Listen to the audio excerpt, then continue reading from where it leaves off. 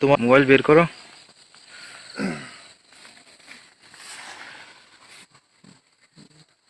সামনের দিকে উল্টো। এটা গামছা কি? গামছা হ্যাঁ। এটা একটা গেঞ্জি, বডি স্প্রে, প্যান্ট, লুঙ্গি, একটা গেঞ্জি, হুম, শর্ট প্যান্ট, তারপর একটা শার্ট আর একটা গেঞ্জি। আচ্ছা, সামনের পকেটে কি আছে? সামনের পকেটে স্যার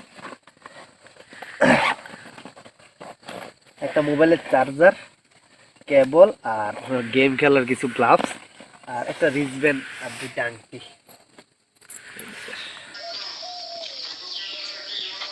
আপনার নাম?